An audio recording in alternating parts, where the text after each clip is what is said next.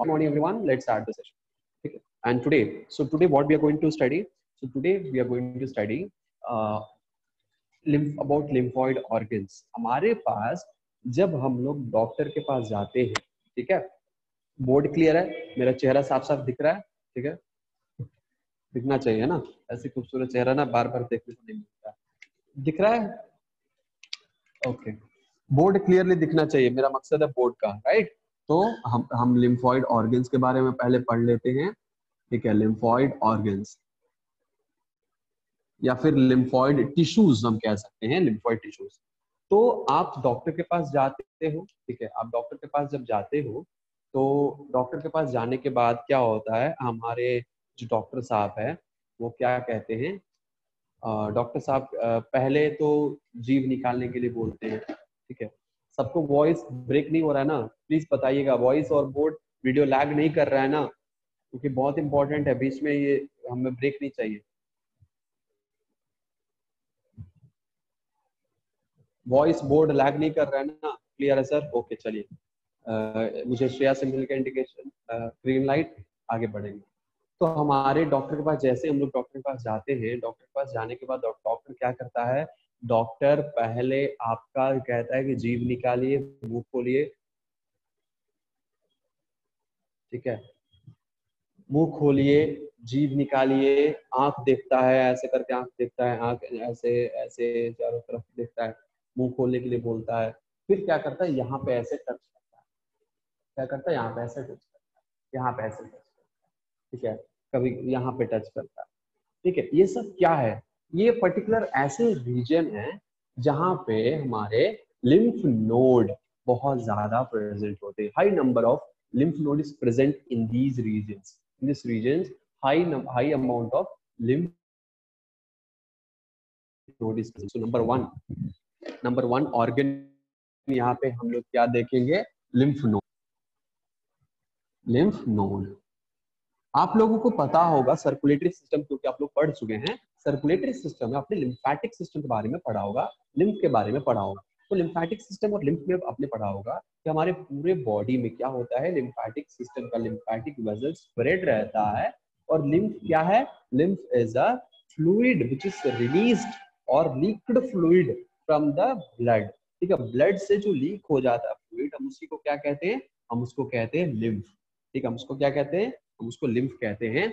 और लिम्फ को कैरी करने वाले वेसल को, ठीक है, लिम्फ को कैरी करने वाले वेसल को क्या कहते हैं, लिम्फेटिक वेसल कहते हैं। तो लिम्फ नोड, हम यहाँ पे इंपॉर्टेंट टर्म्स के बारे में बता रहे हैं। लिम्फेटिक वेसल, लिम्फेटिक वेसल क्या करता है, लिम्फ को कैरी करता है, लिम्फ को कैरी करता है।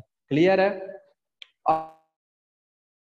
अब देखिए हम यहाँ पे एक चीज बना रहे हैं आपको, ये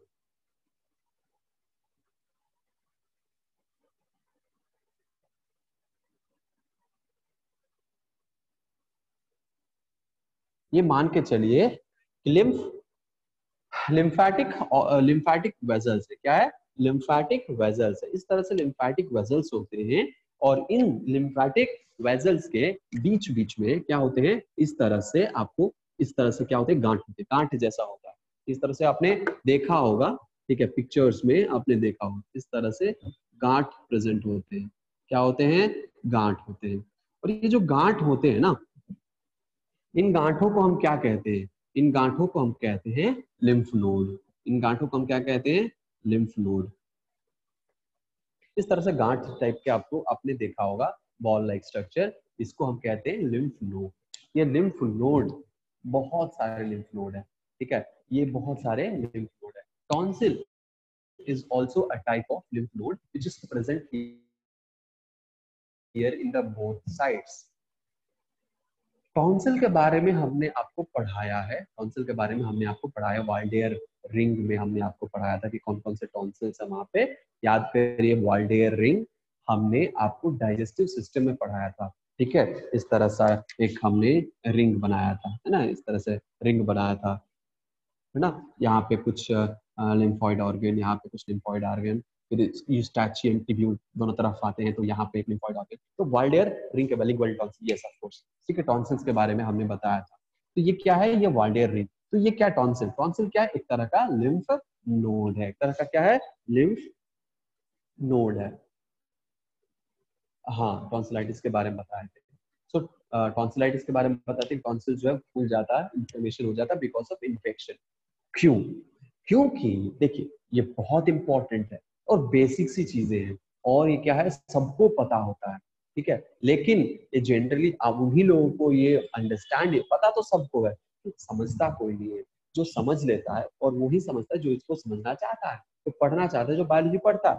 फॉर एग्जाम्पल, जैसे कोई इन्फेक्शन हमारे बॉडी के अंदर एंटर किया, ठीक है, वो इन्फेक्शन ब्लड में एंटर किया, ब्लड से लीक होकर वो इन्फेक्शन, मान के चलिए कि ये कहाँ एंटर किया, लिम्फेटिक वेसल में एंटर किया, ठीक है, मान के चलिए कहाँ एंटर किया, वो एंटर किया लिम्फेटिक वेसल में।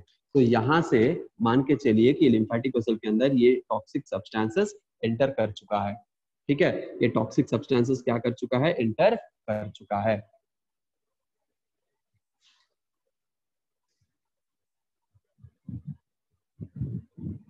ठीक है, क्या कर चुका है, टॉक्सिक सब्सटेंस एंटर कर चुका है। तो यहाँ पे ये टॉक्सिक सब्सटेंस एंटर करके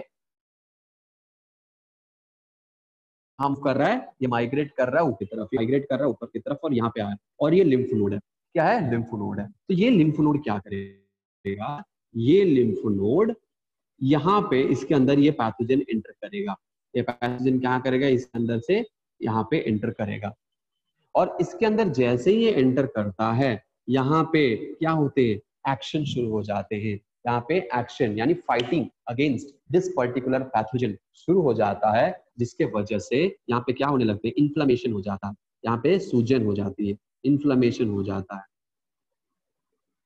और ये इन्फ्लेमेशन होने के पीछे एकमात्र रीजन है, और वो रीजन क्या है, वो रीजन है यहाँ पे इन्फ्लेमेशन होने के पीछे जो एकमात्र रीजन है, और वो है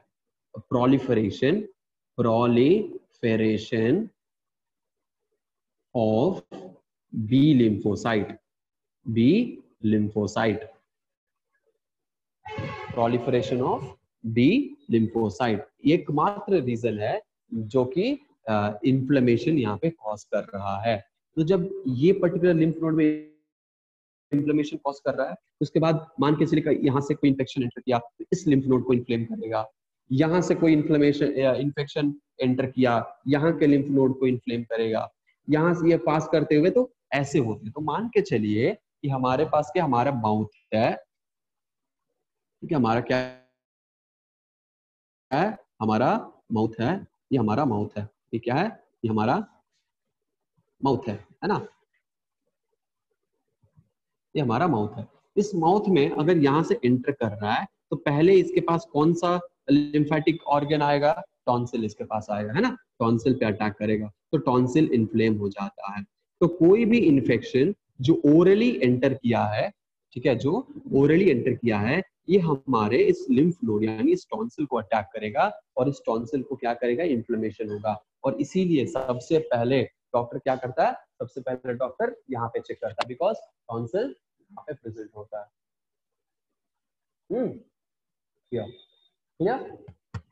ऑल राइट, तो ये टॉन्सिल, तो यहाँ पे इन्फ्लेमेशन होता है। अब हम लोग अब ये देखते हैं, तो मतलब ये यहाँ पे एक इम्पोर्टेंट पॉइंट है कि ऐसा कोई भी इंफेक्शन नहीं होगा जो कि आपको एक किसी न किसी एक लिम्फ नोड को ये क्रॉस किया हो, ठीक है, यानी बिना क्रॉस किए ये, बिना किसी एक लिम्फ नोड के क्रॉस किए ये इन्फेक्शन मूव नहीं कर सकता। यानी हर लिम्फेटिक वेसल के किसी न किसी पॉइंट पर, ठीक है, आपको क्या होंगे, किसी न किसी पॉइंट पर आपको एक लिम्फ नोड अवश्य होंगे, हर पार्ट पे आपको एक लिम्फ नोड प्रेजेंट होता है। यानी इन्फेक्शन आया है, किसी भी वेसल में एंटर किया हो, वो आवश्यक है, वो जरूरी है कि वो किसी न किसी लिम्फ नोड को ये क्रॉस करके ही जाएगा, और वहां पे उसके खिलाफ एक्शन होंगे ही होंगे। ये चीजें जो है तय है, ठीक है। तो यहाँ पे एक्शन होता है उसके खिलाफ, तो यहाँ पे एक्शन होता है और लड़ाई होती है, यहाँ पे ये भी क्या होता है, फाइटिंग होता है। यहाँ पे कितने टाइप ऑफ सेल्स प्रेजेंट होते हैं? तो दो टाइप ऑफ सेल्स, यहाँ पे हमारे पास दो टाइप ऑफ सेल्स प्रेजेंट होते हैं। कौन कौन से? B lymphocyte and T lymphocyte. क्या है? हमारा प्रोलिफरेशन हो रहा है बी लिम्फोसाइट का। सिमिलरली हमारे इस लिम्फ नोड में दो तरह के क्या होते हैं? दो तरह के सेल्स प्रेजेंट होंगे। कौन कौन से सेल्स प्रेजेंट होंगे? एक बी लिम्फोसाइट, दूसरा टी लिम्फोसाइट। कौन कौन से? एक बी लिम्फोसाइट और दूसरा T lymphocyte. B lymphocyte and T lymphocyte. Clear है? समझ में आ रहा है? समझ में आ रहा है? चलो यहां तक आप लोगों को अगर समझ में आ गया, क्योंकि ये कॉन्सेप्ट क्लियर होना बहुत जरूरी है, यहां तक अगर समझ में आप लोगों को आ गया है तो पार्टिसिपेंट्स लिस्ट में जाइए और क्या करिए? टिक लगा दीजिए। और अगर यहाँ पे समझ में नहीं आया, इस हमें बताइए कि कहाँ पे समझ में नहीं आया है। इस पर अपने चैट बॉक्स में डाल दीजिए and I will try to give your answer. ठीक है? अगर समझ में नहीं आया है तो, और अगर समझ में आ गया है तो प्लीज टिक मार्क लगा दीजिए। ठीक है? सबको समझ में आ गया है? बहुत ही सिंपल सी चीज है। बायोलॉजी बहुत सिंपल है, हम ऑलरेडी बता रहे हैं। बायोलॉजी सिंपल है, हम बार बार कहते हैं, बस उसको समझने के लिए उससे प्यार करना जरूरी होता है। बायोलॉजी से प्यार करो, बायोलॉजी आपसे प्यार करना शुरू कर देगा, है ना? चलो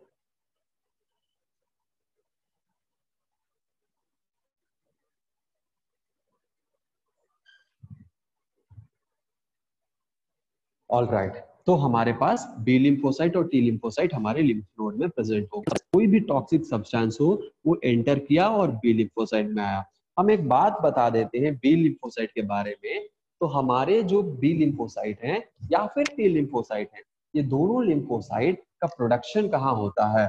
तो बी लिम्फोसाइट, चाहे वो बी लिम्फोसाइट हो चाहे लिम्फोसाइट हो, वो कहाँ प्रोडक्शन होते हैं? बी लिम्फोसाइट का प्रोडक्शन होता है, प्रोडक्शन होता है आपको, प्रोडक्शन होते हैं बोन मैरो में। कहाँ होते हैं? बोन मैरो में। कहाँ पे प्रोडक्शन होते हैं? बोन मैरो में होते हैं। यानी सेंट्रल पोजीशन होता है बोन मैरो का, आपने पढ़ा होगा।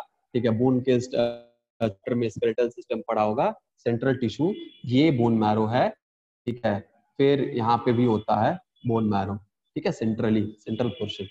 तो रेड बोन मैरो और येलो बोन मैरो आपने पढ़ा होगा, राइट? चलो, तो ये बोन मैरो में ही आपके इसके प्रोडक्शन होते हैं।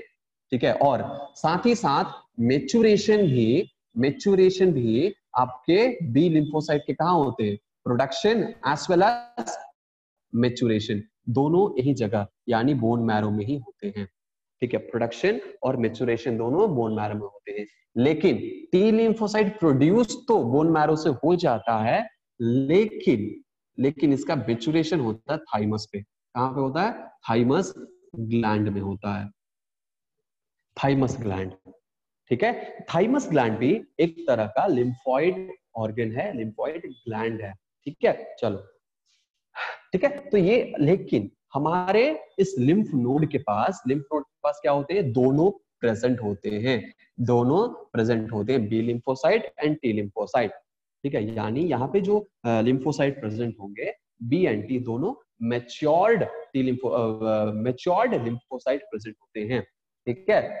क्लियर है? अब हम डॉक्टर के पास गए, डॉक्टर ने हमें यहाँ पे देखा, बोला कि यहाँ पे इन्फ्लेमेशन हो गया है। अब इसके नोड्स, हमारे सारे जितने भी लिम्फ नोड है, सबका स्ट्रक्चर सिमिलर होता है। तो हम क्या कर, हमें पता ही नहीं है कि इसके अंदर हो क्या रहा है। Let's understand, let's draw a structure of lymph node. हम किसी एक लिम्फ नोड के एक स्ट्रक्चर को ड्रॉ करते हैं यहाँ पे। ठीक है? इसको हम जूम इन करते हैं और एक स्ट्रक्चर को हम ड्रॉ करके अंडरस्टैंड करने की कोशिश करते हैं। एक मतलब होता है कि एक लिम्फ नोड है, मान के चलिए क्या लिम्फ नोड है, इसके सेंटर से हम इसको क्या करेंगे? काट कर हम इसका इस ऐसे इस वाले पोर्शन को हम देखेंगे, आगे वाले पोर्शन। ठीक है? यानी मान के चलिए हम टमाटर ले रहे हैं, टमाटर को बीच से काट दे रहे हैं और फिर उसका आगे वाला पोर्शन की उसका बीज कैसे दिख रहा है ये सब दिख रहा है, तो उसको हम क्रॉस सेक्शन कहते हैं। तो लिम्फ नोड को हम क्रॉस सेक्शन करते हैं और उसको देखते हैं कि कैसे वो दिखता है, उसमें क्या क्या होता है और कैसे वहां पे मेचुरेशन लड़ने में कैसे मदद करता है, उसके पार्ट्स क्या क्या हैं, वो सब चीजें हम यहाँ पे थोड़ा सा अंडरस्टैंड कर लेते हैं, हल्का सा। ठीक है, ओके।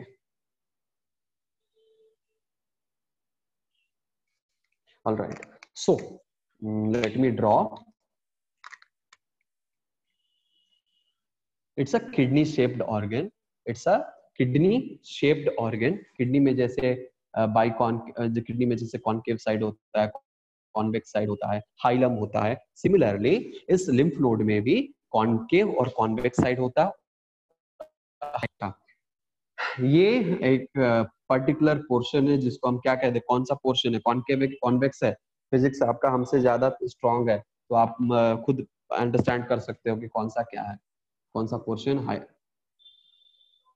कॉनकेव है और कौन सा कॉन्वेक्स है।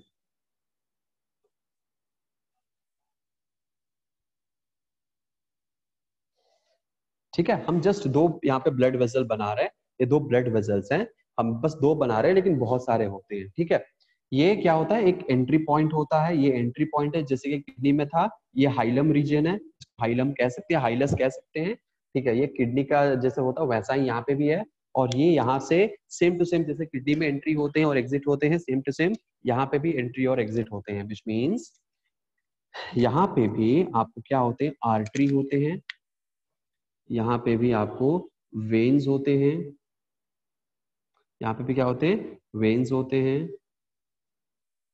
यहाँ पे भी आपको क्या होते हैं, आर्टरी होते हैं,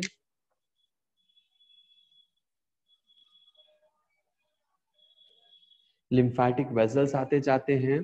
ठीक है, और ये जो आउटर पोर्शन है, ये जो आउटर पोर्शन है, ये क्या है, अच्छा, ये जो एंट्री पॉइंट है, यहाँ से एंटर करता है ब्लड, ठीक है, एंटर करता है, यहाँ से एग्जिट करता है, यहाँ से एंटर और यहाँ से एग्जिट करेगा। ऑलराइट, चलो, तो हमारे क्या होते हैं, ये जो आउटर पोर्शन है, ये हमारा आउटर पोर्शन है, और ये जो आउटर पोर्शन है, it is made up of adipose tissue, it is made up of adipose tissue, या कोलाजन फाइबर कह सकते हैं, डेंस कोलाजन फाइबर, या फिर एडिपोज टिश्यू। हम इसको कहते हैं, आउटर पोर्शन को कहते हैं कैप्सूल। क्या कहते हैं, capsule. So this is called capsule, which is made up of collagen fiber, dense collagen fiber, dense collagen fiber, ठीक है, dense collagen fiber।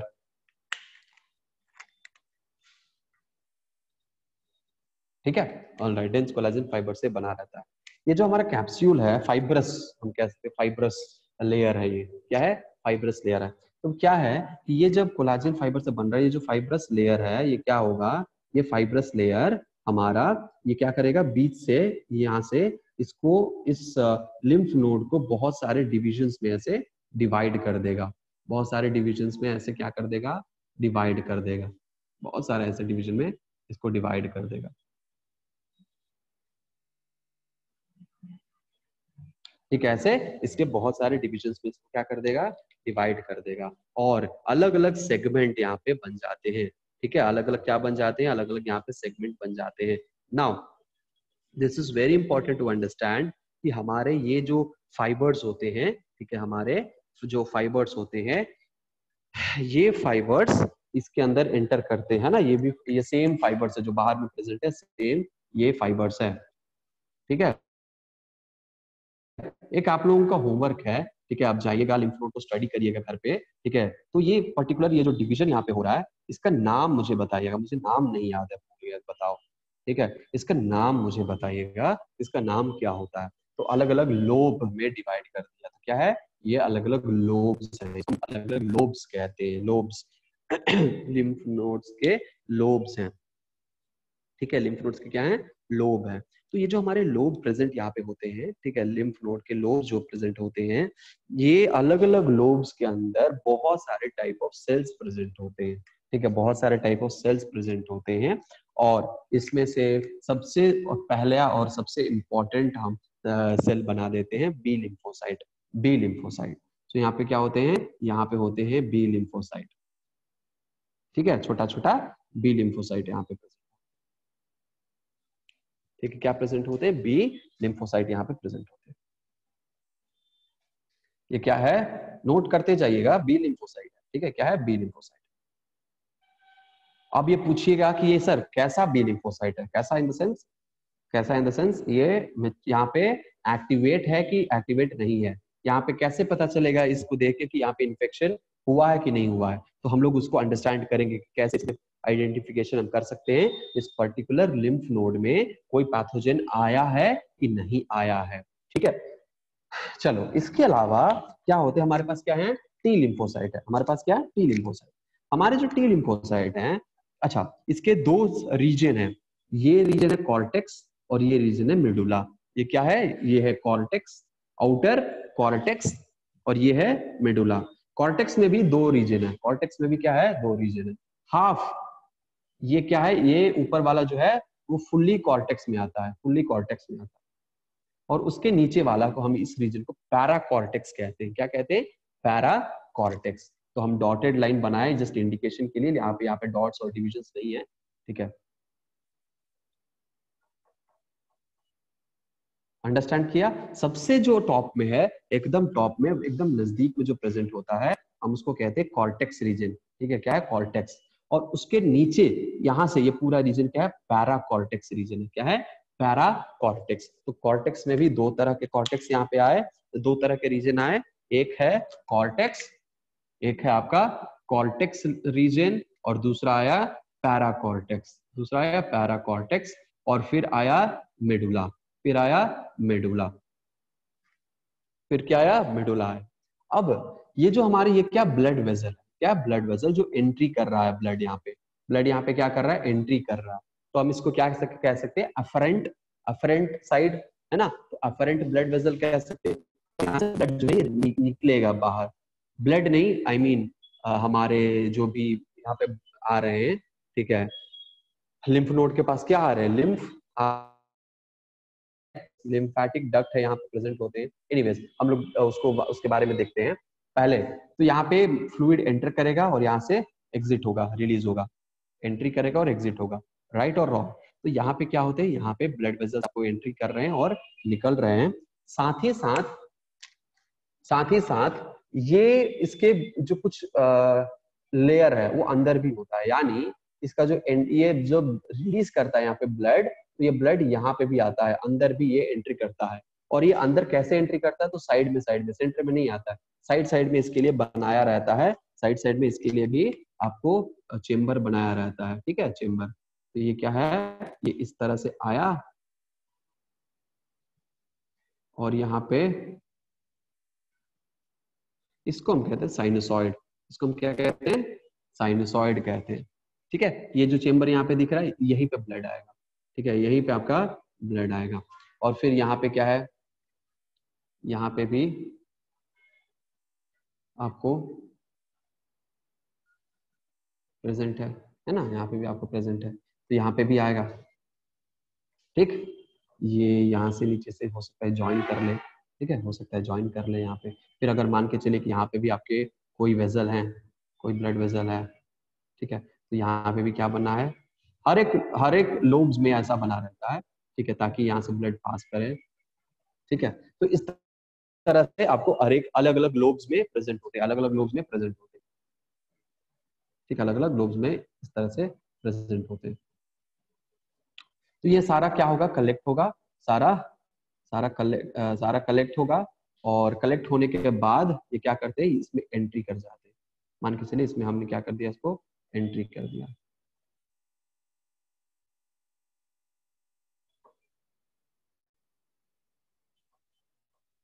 ठीक है, इसमें एंट्री करा दिया,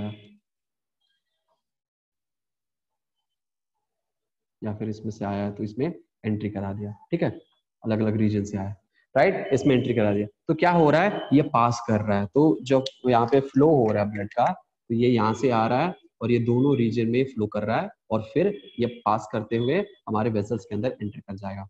ठीक है, यहाँ पर डायग्राम मुझे खराब हो गया, ठीक है, डायग्राम थोड़ा सा खराब हो गया, लेकिन ऐसा ही होता है। ठीक है, इसके अंदर आया और ये एंट्री कर गया इसमें, और ये पास कर जाता है, उसके बीच में ही सारा प्रोसेस कंप्लीट हो जाता है, साइनोसॉइड से होते हुए निकलता है।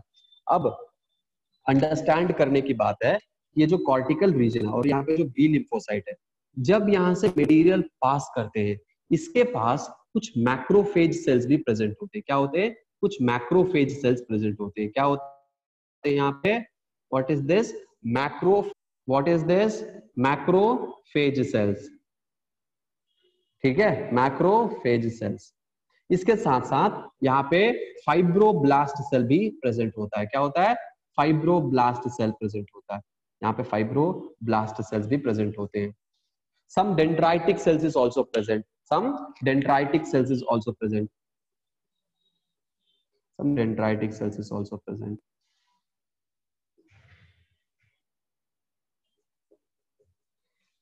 All right. अब ये जो मेडुलरी रीजन है, तो यहाँ पे क्लियर है, ये ब्लड, ये हमारे वेजल्स है, ये कनेक्ट हो जाएंगे। हम इसको इरेज कर देते हैं, ठीक है, क्योंकि हमें बहुत चीज बनाने हैं। अब क्या होगा? कुछ मैक्रोफेजेस क्या होंगे? इस मेडुलरी रीजन में भी अरेंज होंगे। ठीक है, कुछ मैक्रोफेजेस क्या होंगे? इस मेडुलरी रीजन में भी अरेंज रहते हैं। ठीक है, अब मेडुलरी रीजन में सबसे इंपॉर्टेंट क्या चीज रहेगा? सबसे इंपॉर्टेंट रहेगा यहाँ पे टी लिम्फोसाइट। क्या है? T lymphocyte. तो यहाँ पे इस मेडुलरी रीजन में हमारे क्या होते हैं? टी लिम्फोसाइट प्रेजेंट होते हैं। इस मेडुलरी रीजन में क्या होते हैं? T lymphocyte present.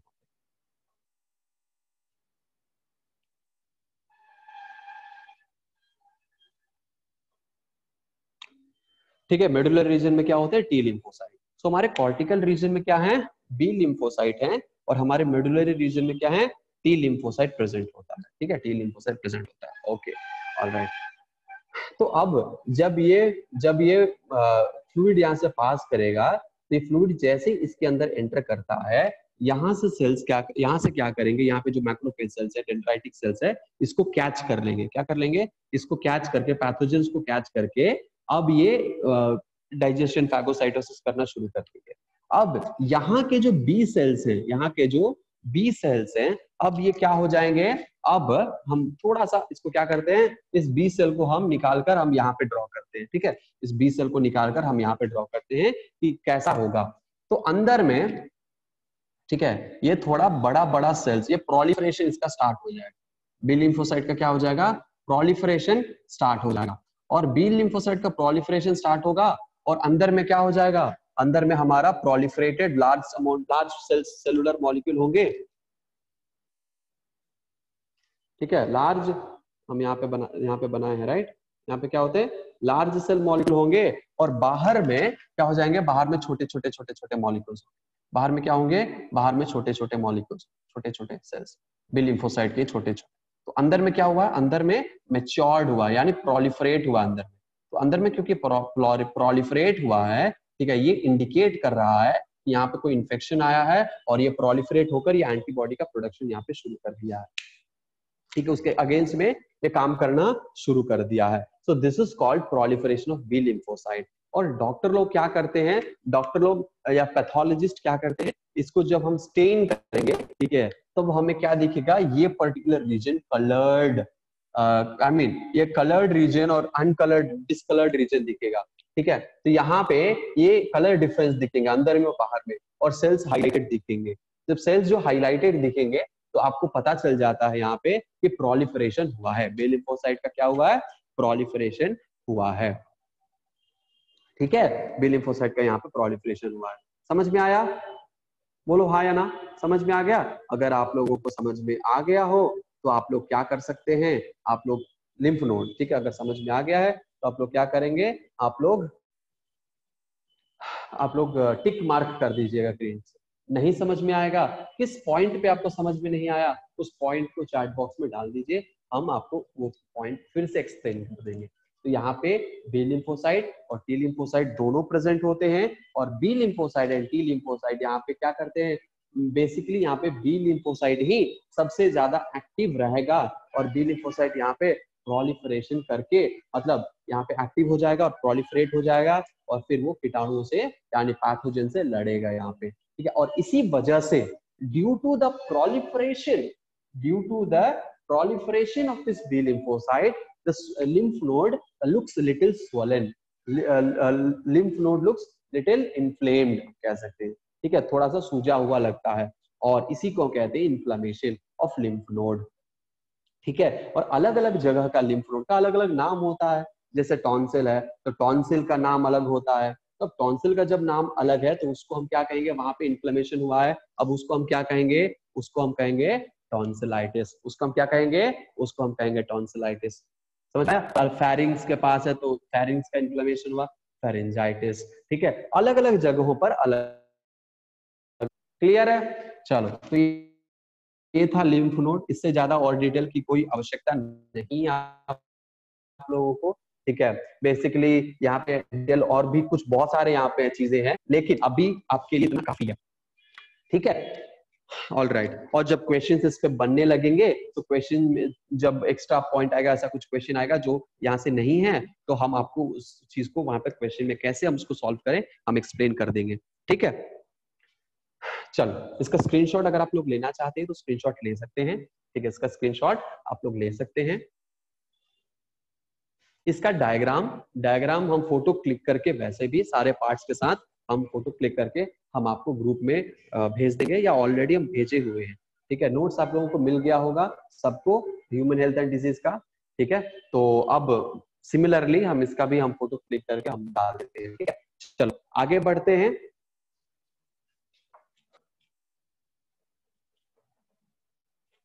और हमने क्या देखा, हमने देखा कि हमारा जो बी लिम्फोसाइट है, ठीक है, बी लिम्फोसाइट वो कहाँ पे प्रेजेंट होता है, वो प्रेजेंट होता है हमारे B lymphocyte everywhere, every lymph nodes में प्रेजेंट होंगे, बट यहाँ पे सबसे इंपॉर्टेंट नोट्स नहीं मिला है।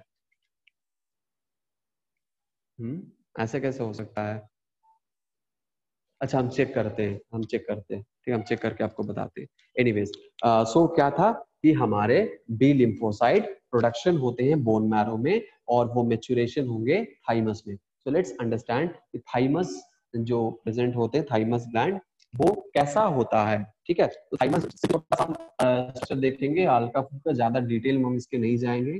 जो हमारा मीडियास्टिनम है, ठीक है, हमारा क्या है, ये मान के चलिए कि हमारा लंग है, लंग, और लंग में कार्डियक नॉच है। ठीक है, क्या है, कार्डियक नॉच है, और यहाँ पे हार्ट प्रेजेंट होता है ना, यहाँ पे हार्ट प्रेजेंट होता है, यहाँ पे हार्ट है जिसके 4 चेम्बर है। ठीक है, हार्ट है जिसके 4 चेम्बर है, और इसी हार्ट के ऊपर आपको क्या होते हैं, इसी हार्ट के ऊपर पिंकिश कलर का एक ऑर्गन होता है, पिंकिश कलर का एक ऑर्गन होता है जिसको हम कहते हैं थाइमस। इसी के पास क्या होता है, पिंकिश कलर का ऑर्गन होता है जिसको हम कहते हैं thymus. This is the thymus, this is the thymus present over here. ठीक है, अब हम क्या करते हैं, थोड़ा सा थाइमस के बारे में भी देख लेते हैं। हमारा थाइमस क्या है, थाइमस मतलब इसमें क्या क्या फंक्शंस होते हैं। तो थाइमस क्या है, पिंकिश ऑर्गन है। ठीक है, पिंकिश ऑर्गन, क्या कहेंगे थाइमस को, पिंकिश ऑर्गन। ये क्या है, थाइमस है, पिंकिश ऑर्गन है। और यहाँ पे क्या होता है, मेचुरेशन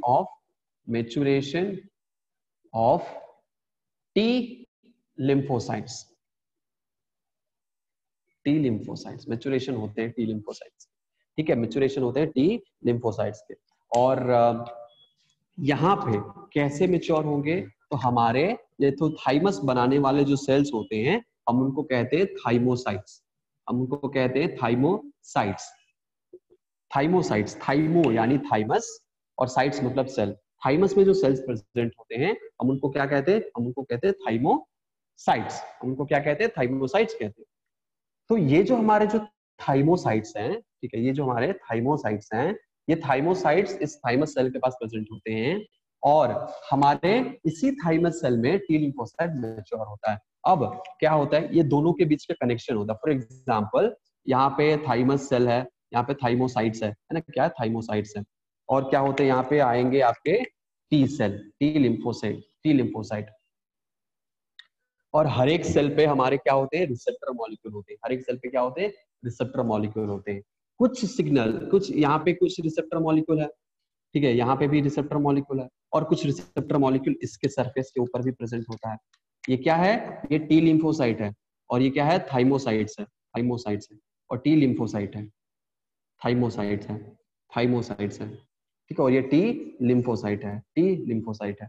ठीक है, इस सेल के ऊपर भी क्या होते हैं, रिसेप्टर होंगे, और ऊपर वाले सेल्स के पास भी रिसेप्टर होंगे। ठीक है, तो ये कैसे दोनों मेच्योर, दोनों एक दूसरे के साथ मिलकर ही यहाँ पे टी सेल मेच्योरेशन होते हैं। दोनों क्या होते हैं, एक दूसरे के साथ मिलकर ही टी सेल का मेच्योरेशन ये करवाते हैं। कैसे करवाते हैं टी सेल का मेच्योरेशन? तो थाइमस सेल क्या करते हैं, कुछ सिग्नल पास करते हैं और ये टी लिम्फोसाइट का रिसेप्टर क्या करेंगे, दोनों बाइंड करेंगे।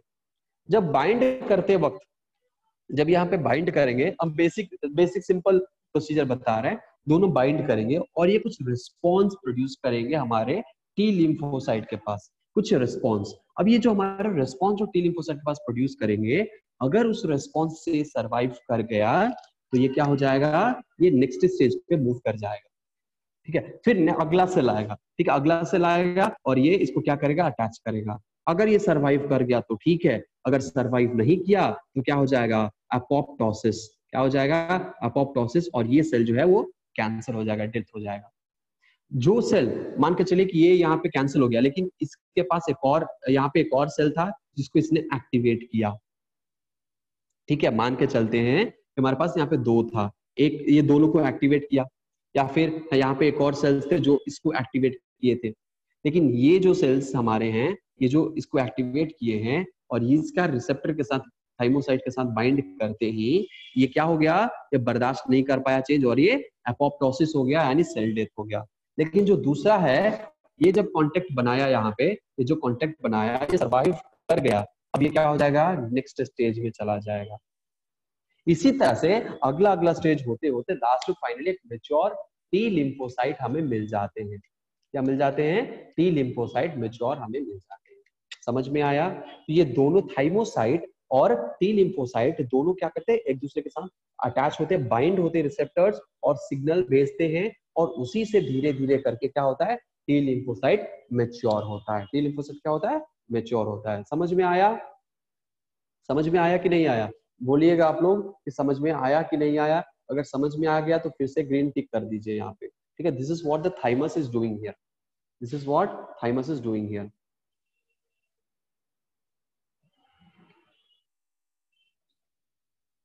ठीक है, चलो समझ में आ गया। चलो टी लिम्फोसाइट यहाँ पे मैच्योर हो गया। तो टी लिम्फोसाइट किसको किसको समझ नहीं आया प्लीज? अब किसी को अगर समझ में नहीं आया please raise your hand. Aditya Singh ने टिक नहीं किया है, आदित्य सिंह ने टिक नहीं किया, हर्ष ने टिक नहीं किया है, सारिक ने टिक नहीं किया, हर्ष ने टिक कर दिया। ओके, सुरभिकांत, सुरुचि, श्रेया, श्वेता, तान्याराज। अच्छा, समझ में आ गया सुरुचि को। सुरभिकांत, श्वेता, तान्याराज। समझ में नहीं आया तो प्लीज आप लोग मुझे बता दीजिए। शुभांगी को समझ में आ गया है यहाँ पे, चलो बढ़िया है। ऑल राइट, सबको यहाँ पे समझ में आ गया। ऑल राइट, तो ऐसे ही टी लिम्फोसाइट हमारे मेच्योर होते हैं। टी लिम्फोसाइट यहाँ पे मेच्योर हो गए तो थाइमस का काम होता है कि मेच्योर करे टी लिम्फोसाइट को। ठीक है, उसके बाद हमारे नेक्स्ट एक जो लिम्फोइड ऑर्गन है, हम उसको क्या कहते हैं, हम उसको कहते हैं स्प्लीन। लिम्फोइड ऑर्गन है स्प्लीन।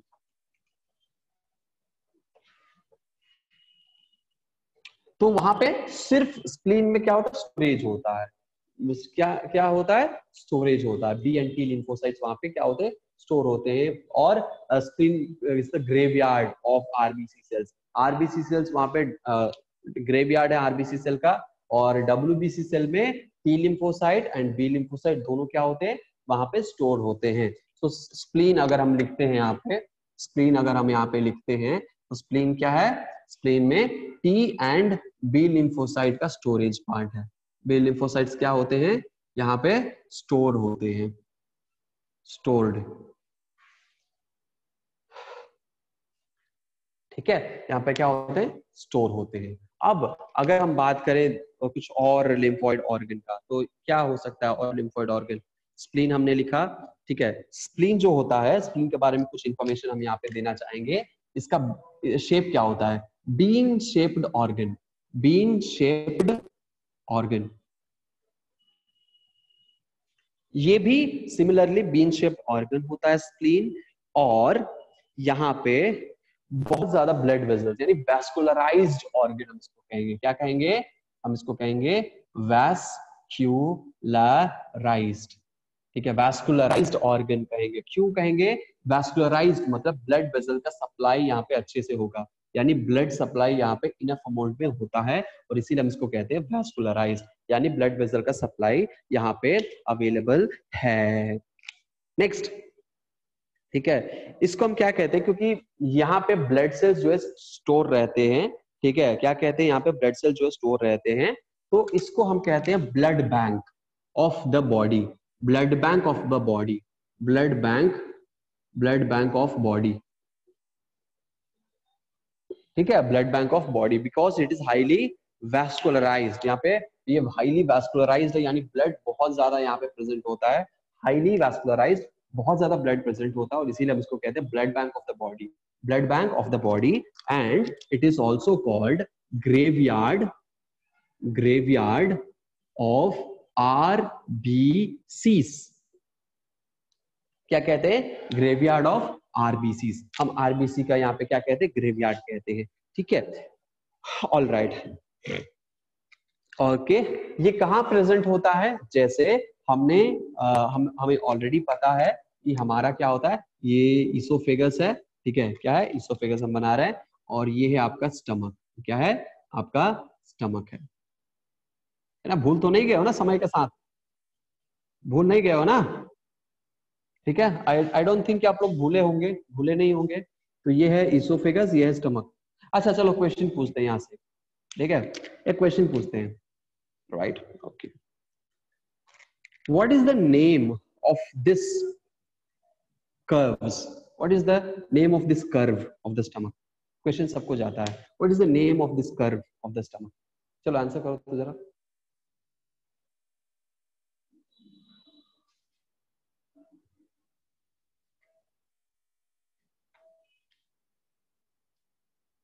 हैं क्या, नॉट, नो नो नो, हम कर्वेचर की बात कर रहे हैं,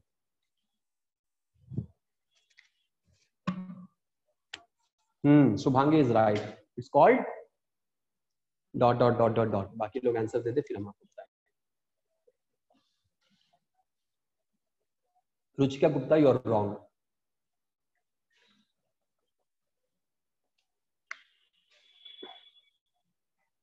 हम कर्वेचर की बात कर रही है, रीजन की नहीं बात कर रहे हैं रुचिका, सो सैड, आपको हमने इतने अच्छे से पढ़ाया है यार, हाँ सुरुचि श्रेया ने सही जवाब दिया है, लेखिका अगेन यू आर रॉन्ग, आंचल ने सही जवाब दिया है, वेरी गुड आंचल,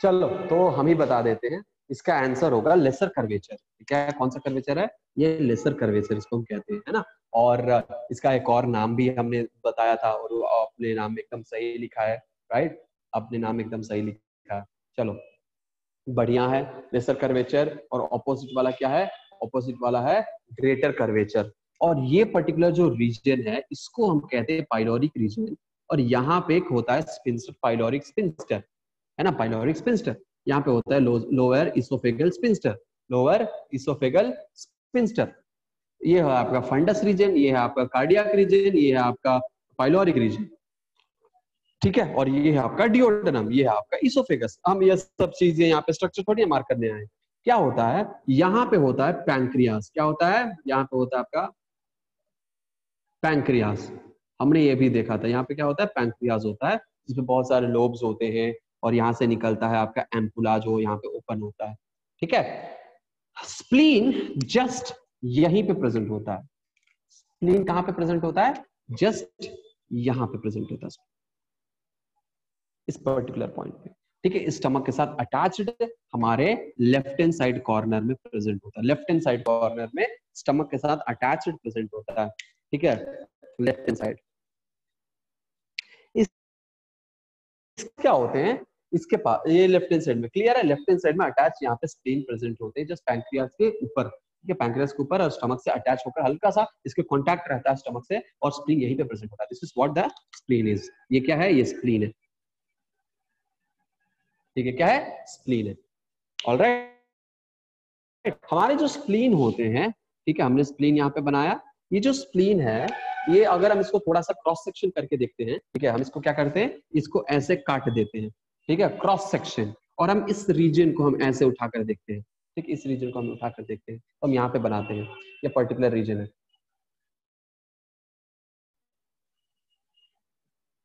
ये क्या है, स्प्लीन है, क्या है, स्प्लीन, स्प्लीन को हमने काट दिया, और इस वाले पोर्शन को हम यहाँ पे बना दिए।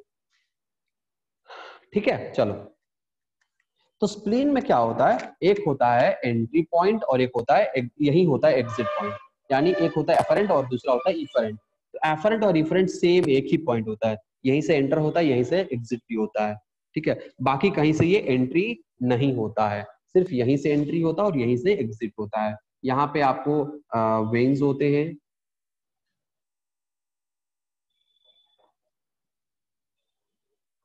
ठीक है, यहाँ पे क्या होते हैं, यहाँ पे वेन्स है, इसके साथ साथ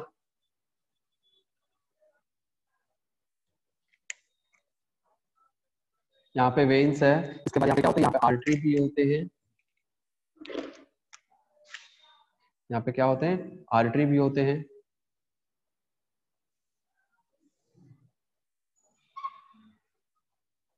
ठीक है, आर्टरी होते हैं। उसके बाद यहाँ पे लिम्फेटिक ऑर्गन भी होते हैं, लिम्फेटिक वेसल भी होते हैं। ठीक है, तो सारे वेसल्स प्रेजेंट होते हैं जैसे नॉर्मली। तो ये जो एंटर कर रहा है इसको हम कहेंगे एफरेंट, मान के ये एंटर करेगा, this one will enter inside, हम इसको कहेंगे एफरेंट वेसल।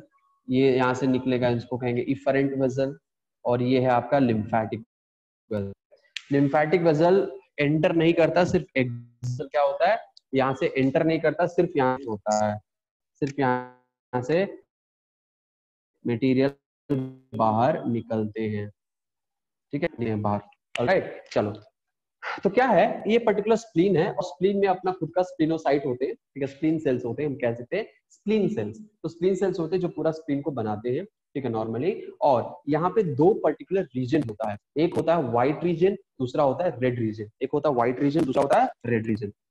ये पर्टिकुलर हम इस रीजन को हम कहेंगे व्हाइट रीजन और इस रीजन को कहेंगे रेड रीजन। मतलब एक ही स्प्लीन के दो अलग अलग रीजन है, एक ही स्प्लीन के क्या हैं, दो अलग अलग रीजन है। क्लियर है, एक ही स्प्लीन के क्या है, दो अलग अलग रीजन है। और एक है रेड रीजन, दूसरा व्हाइट रीजन। क्यों ऐसा रीजन में डिफरेंसेस क्यों आ रहे हैं, यहाँ पे रीजन में डिफरेंसेस क्यों है, क्योंकि ये जो हमारे रेड रीजन है यहाँ पे आरबीसी सेल्स बहुत ज्यादा होता है, आरबीसी सेल्स बहुत ज्यादा होता है। और व्हाइट रीजन इसलिए क्योंकि यहाँ पे डब्ल्यूबीसी सेल्स होता है, डब्ल्यूबीसी सेल्स होता है। और डब्ल्यूबीसी सेल्स में क्या होता है, डब्ल्यूबीसी सेल्स में बेसिकली लिम्फोसाइट्स होता है, और बी लिम्फोसाइट भी होगा और टी लिम्फोसाइट भी होगा। क्या होगा, बी एंड टी दो लिम्फोसाइट्स यहाँ पे प्रेजेंट होते हैं, बी भी प्रेजेंट होंगे और टी भी प्रेजेंट होंगे। ठीक है, और ये क्या है, ये हमारा रेड रीजन है और ये हमारा व्हाइट रीजन है। ये कैसे अरेंज होंगे, तो हमारे जो डब्ल्यूबीसी सेल्स हैं, हमारे डब्ल्यूबीसी सेल्स क्या करते हैं, ये डब्ल्यूबीसी में हमारे टी लिम्फोसाइट की बात कर रहे हैं। टी लिम्फोसाइट बेसिकली ये हमारे इस ब्लड वेसल के ऊपर, सरफेस के ऊपर अरेंज होते हैं, सरफेस के ऊपर ये हमारे अरेंज रहते हैं। और इसके कहीं बीच बीच में हमारे बी लिम्फोसाइट्स भी यहाँ पे प्रेजेंट होते हैं। बी लिम्फोसाइट्स भी यहाँ पे कहीं कहीं बीच बीच में प्रेजेंट हो जाते हैं, कहीं कहीं बीच बीच में बी लिम्फोसाइट भी प्रेजेंट हो जाते हैं, कहीं कहीं भी बीच बीच में बी लिम्फोसाइट भी प्रेजेंट हो जाते हैं। और क्यों हम इसको व्हाइट रीजन कहेंगे, not because of the presence of white blood cells, not because of the presence of white blood cells, but pathologists or doctors or researchers found that the region after staining, this entire region looks pale comparing to this region. After staining or after visualizing this in microscope, this entire region looks reddish. This entire region looks reddish because of the presence of red blood cells, presence of red blood cells. And here this region looks pale or pale colored, looked pale color. So is pale color के वजह से, because of this pale color, this area is called white region and this area is called red region. Clear है, समझ में आया। बाहर में WBC sales है, बट हमारे जो रेड ब्लड सेल्स हैं ये हमारे ब्लड वेसल के अंदर ट्रैवल कर रहे हैं, ये ब्लड वेसल के अंदर ट्रैवल कर रहे हैं, है ना। और ये अंदर ट्रैवल करेंगे और यहाँ पे आकर क्या हो जाएंगे, ओपन हो जाएंगे, यहाँ पे आके ये फ्लो हो जाएंगे, गिर जाएंगे, यहीं पे ओपन हो जाएंगे और इसीलिए पूरा रीजन रेडिश हो जाएगा। ब्लड तो यहाँ पे भी पास करेंगे लेकिन ब्लड वेसल के अंदर होंगे और ऊपर में, इस ब्लड वेसल के ऊपर में, फॉर एग्जाम्पल मान के चलिए हम आपको एक चीज बताते हैं, ये मान के चलो ब्लड वेसल है, ठीक है, छोटा एग्जाम्पल हम आपको देते हैं। मान के चलो कि हमारा क्या है, ये हमारा ब्लड वेसल है। ठीक है, क्या ब्लड वेसल है, ओ सॉरी ब्लड वेसल, तो ठीक है इसको ही हम बना लेते हैं। अब ये हमारा क्या है, ये हमारा मान के चलो कि हमारा WBC सेल है। ये भी कैसा इसके ऊपर अटैच कैसे रहेगा, तो ये ब्लड वेसल है और इसके ऊपर WBC सेल्स कॉइल चारों तरफ इस तरह से अरेंज रहेंगे। ठीक, इस तरह से अरेंज रहेंगे। ठीक है, ऊपर ऊपर, तो ये क्या होगा, ये पूरे ब्लड वेसल कवर्ड हो जाएंगे। और even though blood vessel covered हो या ना हो, ब्लड अंदर यहाँ पे ब्लड वेसल के अंदर फ्लो कर रहा है, बाहर लीक नहीं हो रहा है। ठीक है, तो लेकिन हमें क्या दिख रहा है, सिर्फ व्हाइट ब्लड सेल्स दिख रहा है ना यहाँ पे। और ये पूरा रीजन क्या है, पेल रीजन है। क्या है, पूरा पेल रीजन है, और ये पूरा पेल रीजन होता है। और यहाँ पे जैसे ये ब्लड फ्लो यहाँ पे आता है, ये बाहर लीक होने लगता है, क्योंकि यहाँ पे कुछ ऐसे ब्लड वेसल्स, कुछ ऐसे साइनसॉइड्स होते हैं जो ओपन होते हैं और यहाँ पे लीक होने लगता है, गिरने लगता है। और इसीलिए ये पूरा रीजन हमें रेड दिखने लगता है। ये पूरा रीजन क्या दिखने लगता है, रेड। और इसीलिए इस पूरे रीजन को हम रेड रीजन कहते हैं। क्लियर है, क्या कहते हैं, रेड रीजन, या फिर रेड पल्प। हम इसको क्या कहेंगे, रेड पल्प कहेंगे। इसको हम कहेंगे रेड पल्प, और इसको हम कहेंगे व्हाइट पल्प। पल्प मतलब गुद्दा होता है, पल्प मतलब गुद्दा। ठीक है, आपने खाया होगा मैंगो पल्प, पल्पी ऑरेंज खाया होगा, मैंगो पल्प खाया होगा। तो पल्प मतलब गुद्दा होता है, जूसी या पल्प, गुद्दा, जो भी कहे, पल्प। सो व्हाइट पल्प कहेंगे इस रीजन को, और इस दूसरे रीजन को रेड पल्प कहेंगे। क्लियर है, समझ में आया।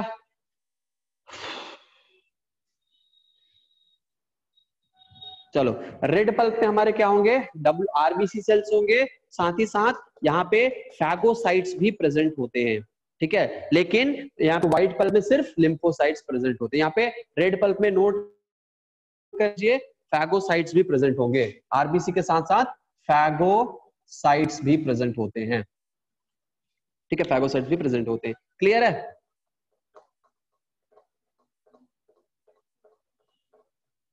ऑलराइट, समझ में आया कि नहीं आया, बोलो हाँ या ना। यहाँ पे किसी को अगर आप लोगों को यहाँ समझ में आ गया है, तो आप लोगों को क्या करना है, सिंपल सी काम करनी है, पार्टिसिपेंट्स लिस्ट में जाना है और वहां पे जाके अपना योगदान, अपना वोट कर देना, आई मीन टिक मार्क कर देना है, ताकि मुझे पता चल जाए। चलो,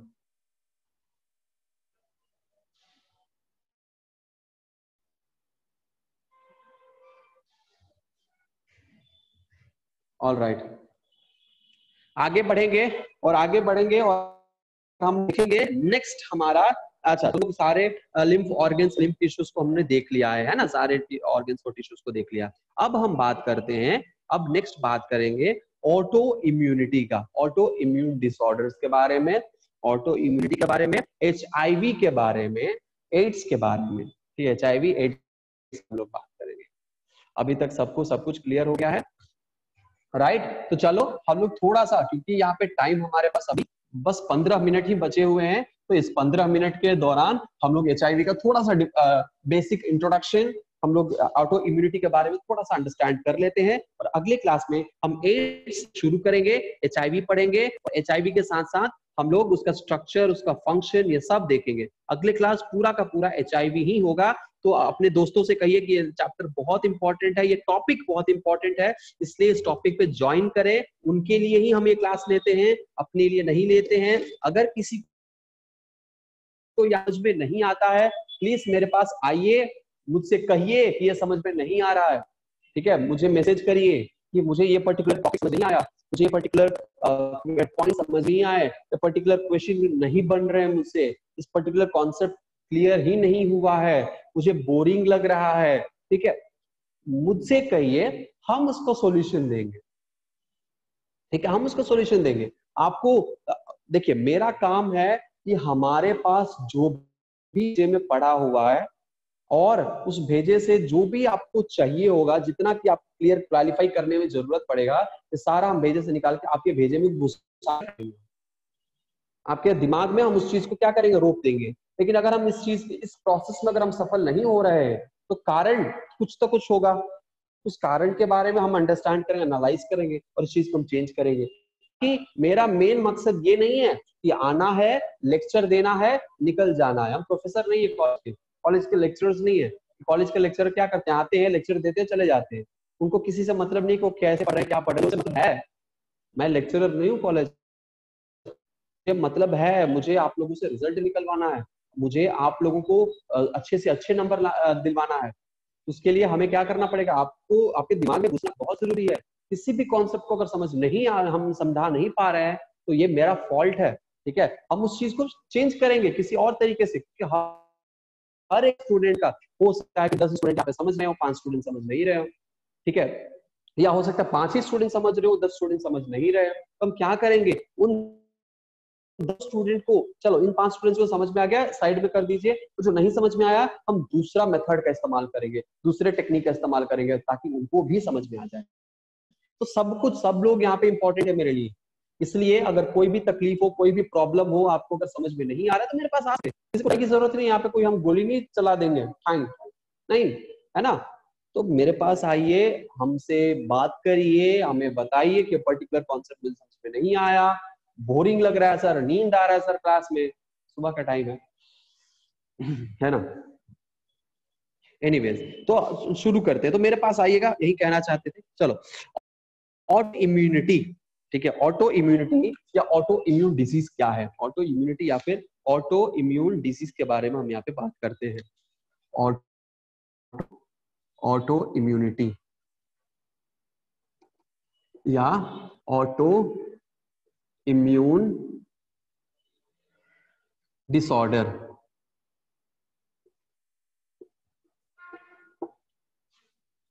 हमारे बॉडी में, हम लोगों को पता है कि बॉडी के अंदर इम्यून सिस्टम है जो बाहर से आने वाले फॉरेन पार्टिकल्स के खिलाफ लड़ता है। क्लियर है। इम्यून सिस्टम का काम होता है कि बाहर से कोई पैथोजन आया, एंटीजन आया, उस एंटीजन को वो किल करे, ये इम्यून सिस्टम का काम होता है, बेसिक्स। बट यहां पे क्या होता है हमारे बॉडी में, ठीक है, हमारे बॉडी में क्या होते हैं, खुद के सरफेस एंटीजन होते हैं। क्या होते हैं, सेल्फ एंटीजन, या फिर हम उसको कहते हैं ऑटो एंटीजन। क्या कहते हैं, सेल्फ एंटीजन या फिर ऑटो एंटीजन, ठीक है, सेल्फ एंटीजन। अब देखिएगा, हमारे सरफेस जो एंटीजन, जो सेल्फ एंटीजन होते हैं, जैसे मैंने 2 तरह के एंटीजन बताया, एक सेल्फ एंटीजन, दूसरा नॉन सेल्फ एंटीजन, ठीक है। तो क्या होता है कि वो एंटीजन तभी कहलाएगा, ठीक है, एंटीजन तभी कहलाएगा जब उसके खिलाफ हमारे बॉडी इम्यून सिस्टम को क्या करने लगेगा, इम्यून सिस्टम को प्रोड्यूस करने लगेगा, इम्यून सिस्टम को एक्शन प्रोड्यूस करने लगेगा। मान के चलिए कि हमारे सरफेस के ऊपर कुछ प्रोटीन्स हैं, हमारे सरफेस के ऊपर मान चलिए कि हमारा एक सेल है, और इस सेल के सरफेस के ऊपर कुछ प्रोटीन मॉलिक्यूल्स हैं। यहाँ पे क्या है, कुछ प्रोटीन मॉलिक्यूल्स हैं। और ये जो प्रोटीन मॉलिक्यूल है, ये क्या है, ये प्रोटीन मॉलिक्यूल है, ये एक तरह का एंटीजन है, एक तरह का सेल्फ एंटीजन। हमारे खुद के सरफेस के ऊपर जो एंटीजन प्रेजेंट होता है, वो एंटीजन प्रेजेंट है यहाँ पे, ठीक है। जैसे कि आरबी सेल्स है तो डी एंटीजन है, बाकी कुछ सेल्स है तो और कुछ रिसेप्टर सेल्स हैं, कुछ एंटीजेंस हैं, कुछ प्रोटीन मॉलिक्यूल हैं जो कि हमारे खुद के सेल के सरफेस के ऊपर प्रेजेंट है, ठीक है, खुद के सेल के सरफेस के ऊपर प्रेजेंट है। अब हमारे पास क्या है, अब हमारे पास है हमारा इम्यून सिस्टम, ठीक है, हमारा क्या है, immune system house, immune house. अब ये इम्यून हाउस क्या करेगा, इम्यून हाउस क्या करेगा, यहाँ पे देखा, अगर इम्यून सिस्टम में कोई फॉल्ट आ गया, और ये इम्यून सिस्टम में फॉल्ट कैसे आ सकता है, या ये जेनेटिक डिफेक्ट हो सकता है, ये क्या हो सकता है, जेनेटिक डिफेक्ट हो सकता है, या बाहर से कोई रेडिएशन आ सकता है, या फिर म्यूटेशन के वजह से हमारे बॉडी में, म्यूटेशन के वजह से हमारे बॉडी के जो जीन्स होते हैं वो अल्टर हो जाए, या क्रोमोसोमल डिसऑर्डर हो जाए। उस कंडीशन में हमारे इम्यून सिस्टम जो है वो इम्यून सिस्टम में चेंजेस आ जाते हैं, और वो क्या करने लगते हैं, हमारे खुद के सेल्फ एंटीजन को क्या करने लगते हैं, सेल्फ एंटीजन को किल करने के लिए एंटीबॉडी प्रोड्यूस करने लगते हैं, रेस्पॉन्स प्रोड्यूस करने लगते हैं। ये हमारे खुद के ही एंटीजन के अगेंस्ट में रिस्पॉन्स क्रिएट करने लग जाते हैं, और इसी को कहते हैं ऑटो इम्यून डिसऑर्डर। इसको क्या कहते हैं? इसको कहते हैं ऑटो इम्यून डिसऑर्डर।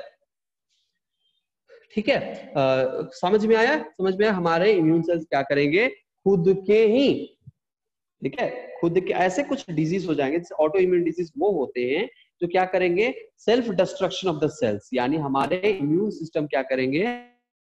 खुद के ही अब इसको रिसेप्टर को मारने लगे, अब ये सेल भी क्या हो जाएगा? सेल सेल यहाँ पे डेड कर जाएगा, यानी खुद के सेल को मारने लगेंगे। हमारे जो खुद के सेल होते हैं उनको ही डैमेज करने लगेंगे, अब उसको कहेंगे ऑटो इम्यून डिसऑर्डर। समझ में आया? इसको कहेंगे ऑटो इम्यून डिसऑर्डर। कुछ common type of auto immune disorder है जिसको हम यहाँ पे लिख देते हैं, ठीक है, जैसे रीमेटॉइड अर्थराइटिस, रीमेटॉइड अर्थराइटिस, ठीक है, रीमेटॉइड अर्थराइटिस, जिसको हम मेडिकल टर्म में RA कहते हैं, शॉर्ट फॉर्म में RA कहते हैं, ठीक है। और इसका टेस्ट होता है RA फैक्टर, इसका टेस्ट होता है RA फैक्टर टेस्ट होता है रीमेटॉइड अर्थराइटिस के लिए। ये एक ऑटो इम्यून डिसऑर्डर में आएगा, ठीक है। रूमेटॉइड अर्थराइटिस क्या है? ये ऑटो इम्यून डिसऑर्डर में आएगा। उसके बाद insulin dependent diabetes, insulin dependent diabetes,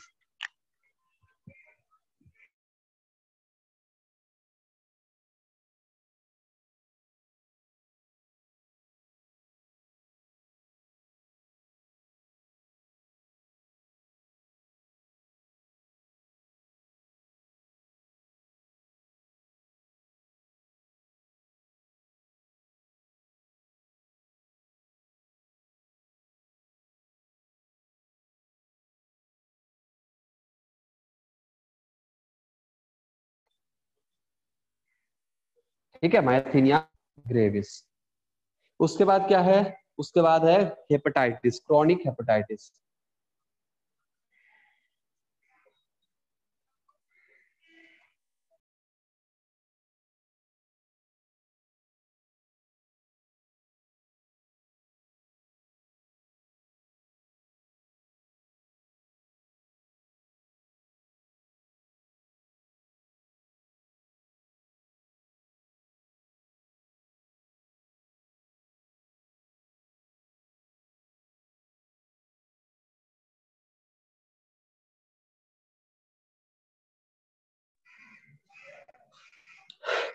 rheumatoid arthritis, insulin dependent diabetes, chronic anaemia, myasthenia gravis, chronic hepatitis, multiple sclerosis, ठीक है। ये है आपका ऑटो इम्यून डिसऑर्डर के कुछ डिजीजेस, कुछ डिसऑर्डर्स।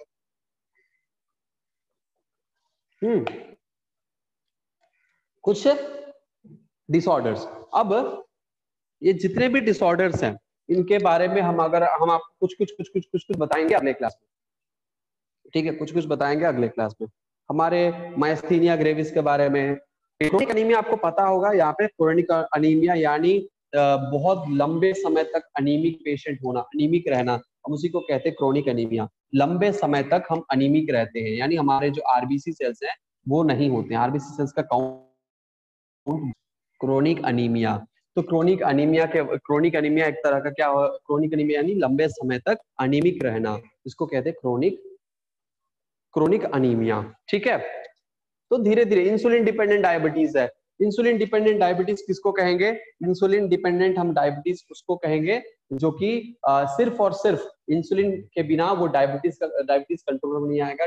हमारा ग्लूकोज लेवल, बॉडी के हमारे ग्लूकोज लेवल इंक्रीज हो जाएंगे, ग्लूकोज लेवल क्या हो जाएंगे? बहुत ज्यादा इंक्रीज हो जाएंगे अगर इंसुलिन नहीं है तो, और उसको सिर्फ और सिर्फ इंसुलिन कंट्रोल कर सकता है, विच मींस हमारे बॉडी में इंसुलिन का प्रोडक्शन नहीं हो रहा है। इस वजह से क्या हो रहा है? इस वजह से हमें इंसुलिन देना पड़ रहा है। तो इंसुलिन, इसको कहते हैं इंसुलिन पे डिपेंड हो गया है, तो इंसुलिन डिपेंडेंट डायबिटीज, ठीक है। एक और आता है नॉन इंसुलिन डिपेंडेंट डायबिटीज। उसमें क्या होता है? उसमें हमारे पास ग्लूकोज मॉलिक्यूल जो है, ठीक है, जैसे इंसुलिन, नॉन इंसुलिन, तो वहां हमारे पास इंसुलिन तो बहुत सारे होते हैं, ठीक है, लेकिन वहां पे क्या होते हैं? हमारे ग्लूकोज मॉलिक्यूल रिसेप्टर और ग्लूकोज का वहाँ पे बाइंडिंग में प्रॉब्लम होता है। ठीक है, तो हम इसके डायबिटीज के बारे में डिटेल में नहीं जाएंगे। ठीक है, type 1 diabetes, type 2 diabetes mellitus, सब के बारे में हम नहीं जाएंगे। But anyway, insulin dependent diabetes ये भी एक तरह का ऑटो इम्यून डिसऑर्डर है। अच्छा, मायस्थीनिया ग्रेविस के बारे में बता देते हैं। ठीक है, मायस्थीनिया ग्रेविस क्या है?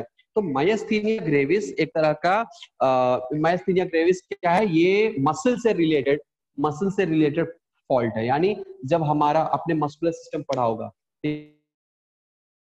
मस्कुलर सिस्टम में पढ़ते वक्त हमारे एक्टिन है, मायोसिन है, एक्टिन मायोसिन जो हमारे बैंड है, ठीक है, क्या हो जाते हैं? आपने ऑलरेडी बताया होगा, ये अकड़ के रह जाते हैं। फॉर एग्जांपल आपने देखा डेड बॉडीज है, डेड बॉडीज के अगर मान के चलो हाथ ऊपर उठ गए तो उठे ही रह जाएंगे। ठीक है, हाथ अगर उठे हैं मरते वक्त, और तो ये अकड़ जाते हैं, है ना, हाथ अकड़ जाते हैं। क्यों अकड़ जाते हैं? क्योंकि यहाँ से एटीपी लॉस हो जाता है। क्या हो जाता है? एटीपी। तो मायस्थीनिया ग्रेविस के बारे में मस्कुलर सिस्टम में आपने पढ़ा होगा, है ना। चलो, अब यहाँ पे क्वेश्चन है। अब यहाँ पे क्या है? क्वेश्चन ये है कि मस्कुलर सिस्टम अभी जस्ट आपने पढ़ के खत्म किया है, मायस्थीनिया ग्रेविस में एक्चुअली होता क्या है? यहाँ पे जो हमारे मसल है ये ऐसे ही रह जाते हैं। इसके पीछे कारण क्या है? आपने डेड बॉडीज के देखे होंगे, हाथ ऐसा ही, अगर मुंह खुला है तो मुंह, अगर हाथ ऐसे उठकर ऐसे मरा है तो ऐसे ही मरा ही रह जाए। ठीक है, लंबे समय के लिए अगर छोड़ दिया तो ऐसे ही रह जाएगा। ऐसा क्यों होता है? मसल वहीं पे इतना स्ट्रांग हो जाता है कि अगर उसको सीधा करने की कोशिश करिएगा तो वो हड्डी टूट जाएगा। ऐसा क्यों होता है? What is the reason behind this? Last question of this lecture. इसके बाद आप अपने अपने घर पे आराम कर सकते हैं। आज के लिए बस इतना ही। Thank you so much for joining. और यहाँ पे जिनको ये इसका आंसर पता है वो इसका आंसर दे और they can leave. Thank you so much for joining. See you in the next class. आज के लिए बस इतना ही। अगले क्लास में ध्यान रहे HIV पढ़ने वाले हैं। ठीक है, सो अपने दोस्तों को बोले कि बहुत इंपॉर्टेंट लेक्चर है, क्वेश्चन 100% कैंसर यही है। तो इसका आंसर हम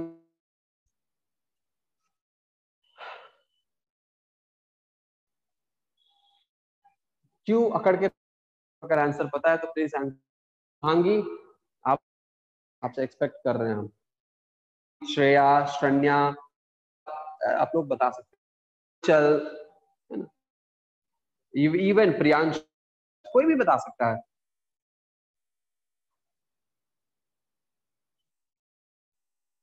सिंपल सा क्वेश्चन है।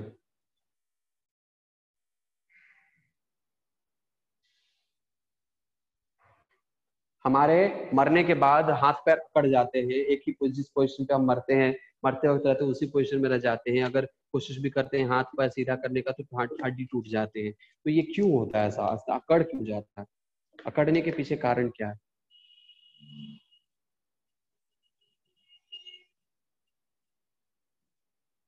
ये आपने कभी आपने ट्राई किया होगा, हाथ अगर एक जगह पे ऐसे ही रख लेते हैं तो उसके बाद जब हाथ निकालते तो वहां से एकदम मूछ, मतलब मरोड़ टाइप का, खिंचाव टाइप का होने लगता है। इसके पीछे सब कारण क्या? ऑक्सीजन की कमी।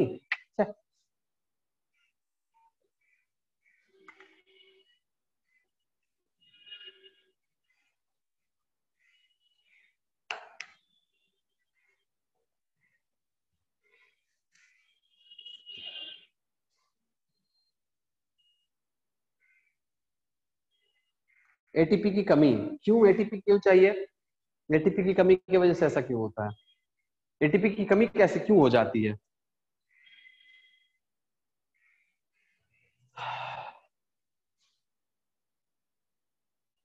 कहाँ चला जाता है एटीपी?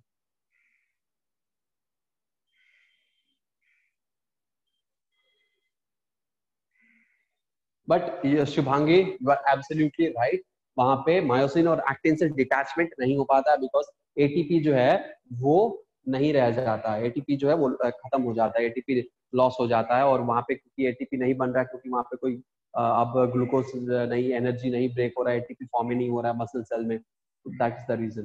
सर, डेथ से पहले जो एटीपी बना होता है वो उसमें रह जाता है और रीसिंथेसाइज नहीं हो पाता, और इसलिए एक्टिन और मायोसिन रिलैक्स नहीं हो पाता। सर, मर जाएंगे तो एटीपी कौन प्रोड्यूस करेगा? ओके, सही है, सही है, चलिए, बहुत बेहतरीन, सही है, एकदम सही है। ओके, ऑल राइट, चलिए फिर मिलते हैं अगले क्लास में। ठीक है, तो आप अपना ख्याल रखिए, पढ़ते रहिए, खुश रहिए। Bye bye.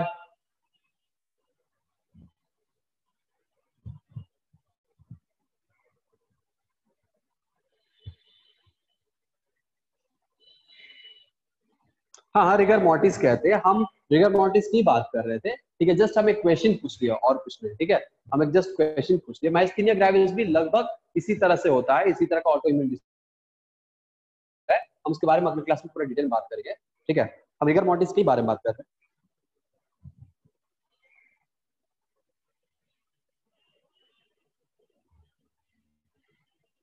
हाँ हाँ, बिल्कुल सही था, बिल्कुल सही था, बिल्कुल सही था। लेखिका, लेखिका, शुभांगी, ये सब का आंसर सही था, दोनों का आंसर सही था।